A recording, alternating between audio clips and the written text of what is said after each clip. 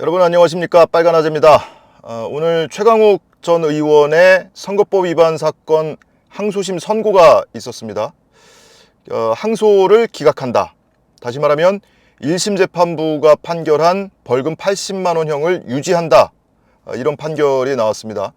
최강욱 의원은 당연히 상고를 한다고 하고요. 대법원에 상고를 한다고 하고 어이없다 라면서 실소를 금치 못하는 표정을 지었죠. 자, 그런데 이 사건은 조금 해설이 필요합니다. 최강욱 의원이 왜 실소를 금치 못했는지, 무엇 때문에 어이없다고 하는지 해설이 좀 필요한데요. 우선은 이 사건이 유죄 판결이 확정될 경우에 최강욱 의원의 신분이나 신변에 영향이 있느냐? 없습니다.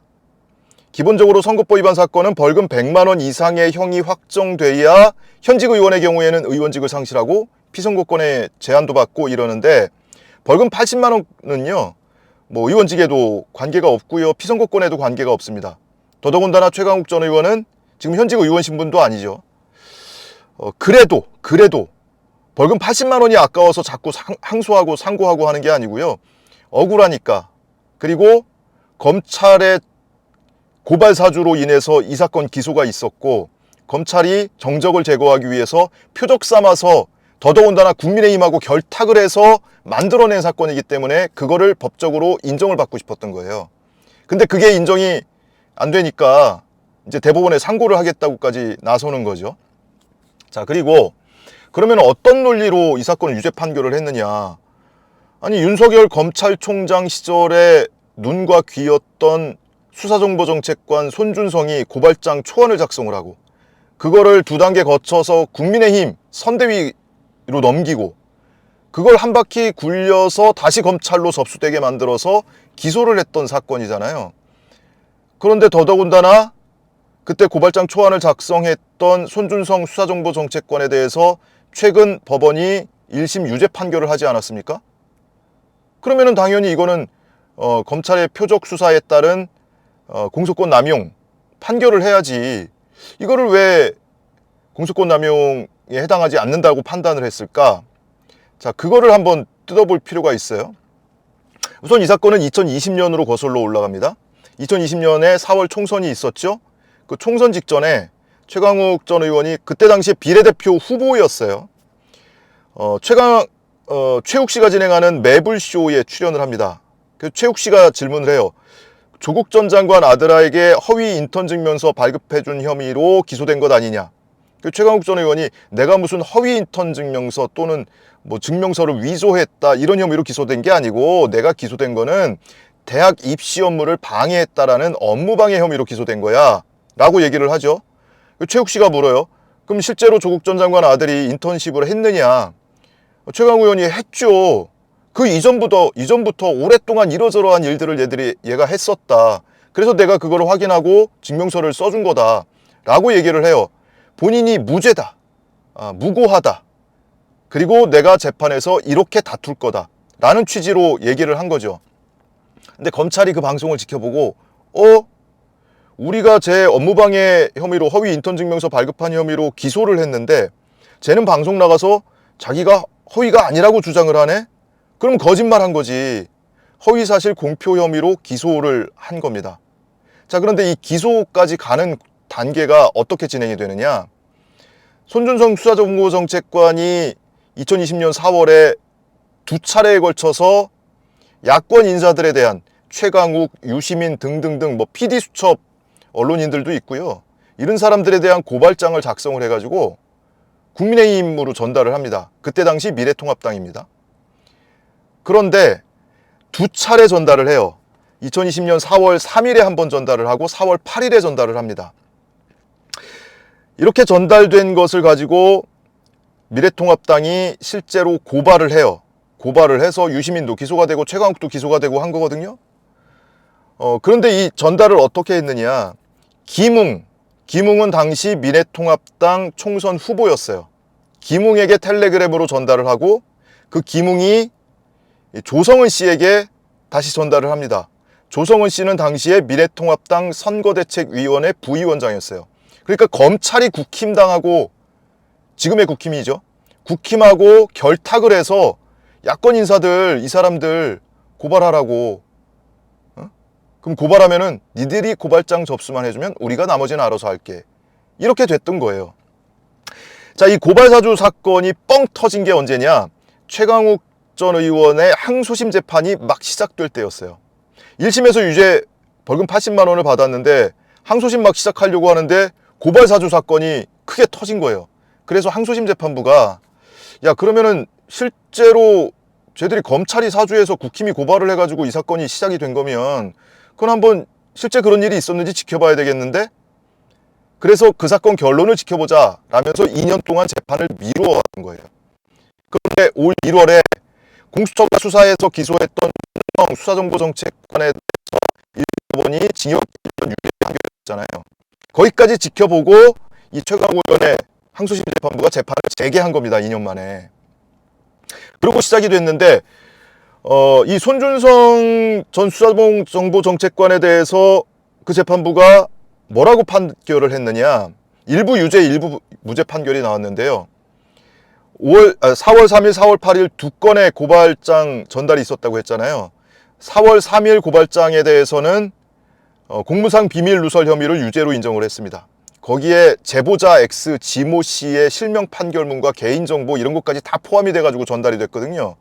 그래서 그것에 대해서 공무상 비밀 누설 혐의를 유죄로 인정을 했는데 4월 8일의 고발장에 대해서는 공무상 비밀 누설 혐의에 대해서 무죄 판단을 했어요. 그건 비밀이 아니다. 이런 판단을 한 것이고, 그리고 이 두 건의 고발장 모두에 대해서 선거법 위반 혐의에 대해서는 무죄 판결을 했습니다. 이 선거법 위반 혐의에 대해서 손준성 무죄 판결을 한 게 오늘 이 재판부에 영향을 미친 거예요. 근데 손준성 재판부가 왜 무죄라고 판단을 했냐. 이걸 곱씹어 보면요. 검찰과 국힘을 그냥 한 몸으로 본 것 같아요. 뭐냐면 손준성이 작성을 해서 김웅을 거쳐서 조성은한테 전달이 됐잖아요. 그 고발장 초안이.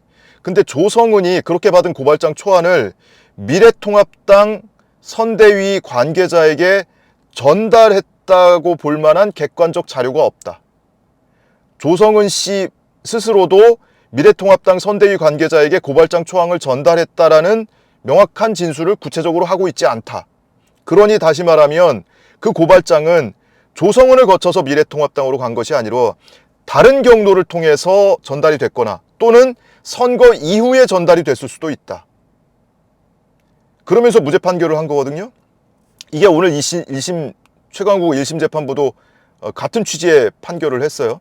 그러면서 이 손준성에 대한 재판부는 뭐라고 했냐면 선거법 위반 혐의에 대해서 유죄로 인정을 하려면 그게 실행 단계에 이르러야 된다. 다시 말하면 기수에 이르러야 되는데 이때 당시에 얘들끼리 고발장을 주고받고 한 것은 공모자 내지 방조자들끼리 주고받은 거야.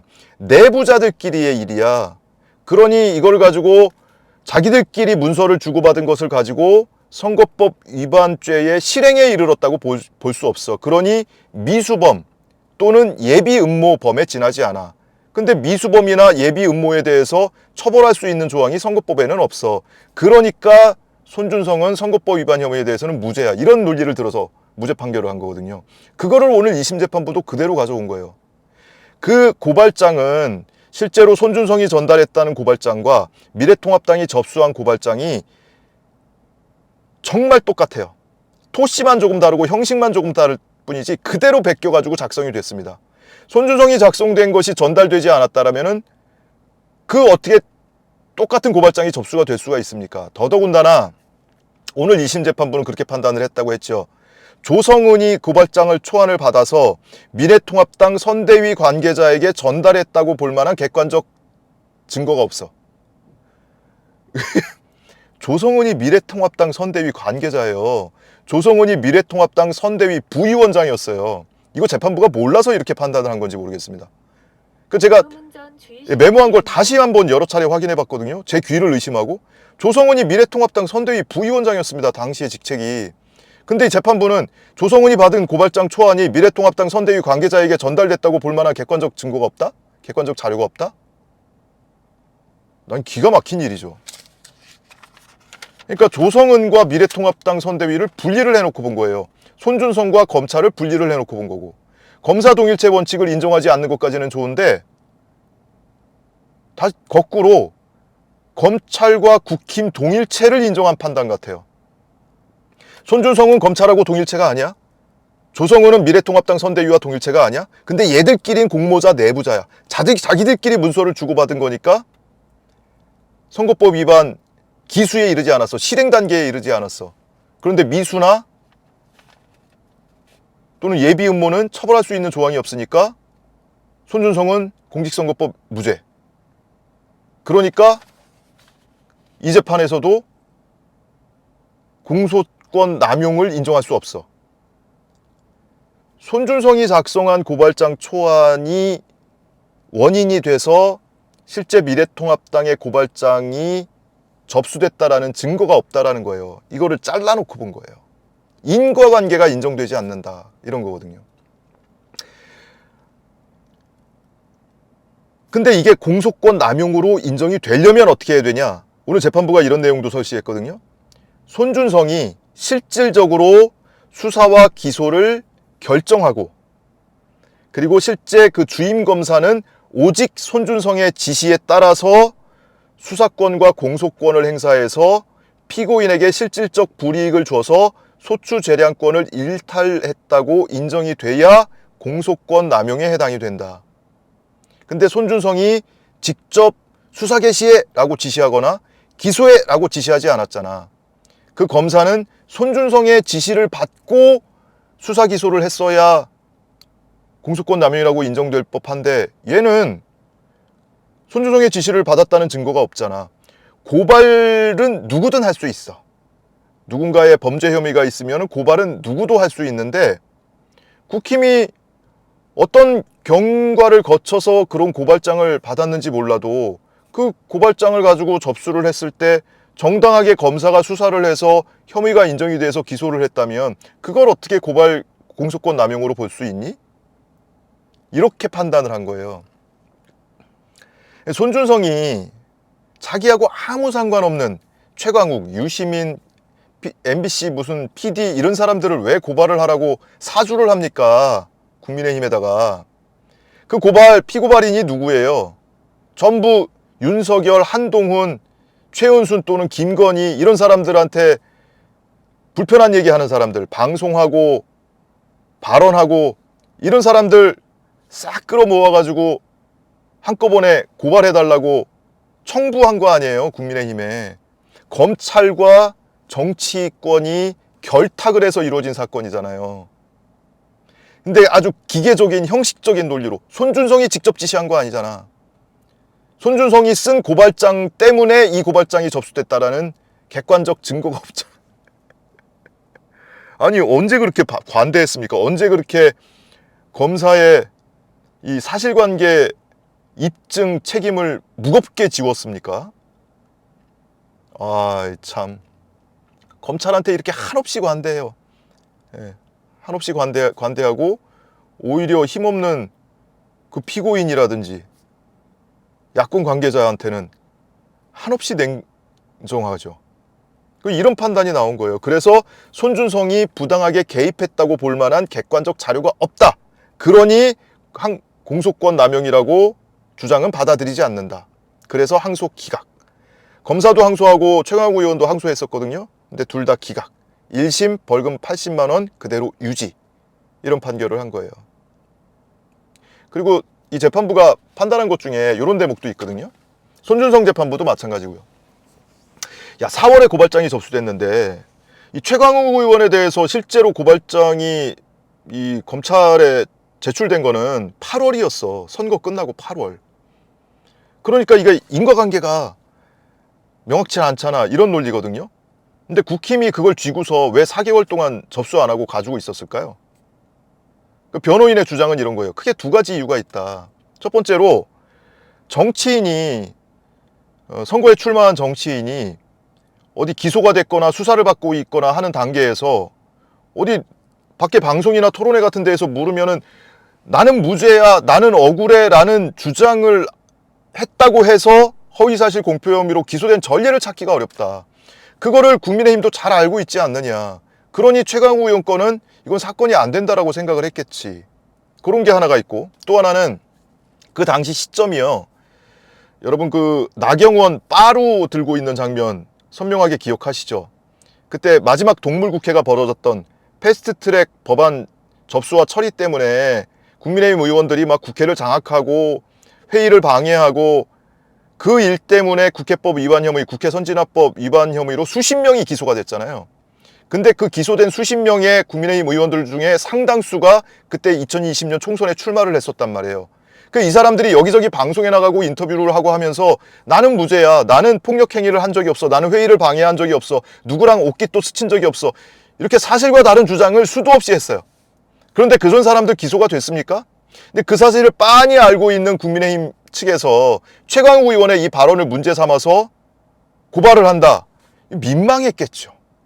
그래서 총선이 끝나고 나서 나중에 4개월 뒤에 고발장을 접수를 했던 거예요. 그런데 재판부는 4개월 뒤에 접수가 됐으니까 이거는 그 고발장 전달 때문에 고발장이 실제로 접수됐다라는 그 증거는 없지 않느냐, 이런 식으로 본 거예요. 이게 지나가는 개도 웃을 일인데, 그렇게 손준성 1심 재판부 그리고 최강욱 의원 항소심 재판부가 한 단계 한 단계 빌드업하면서 결과적으로는 윤석열 입맛에 맞게, 검찰 입맛에 맞게 이런 판결을 한 거예요.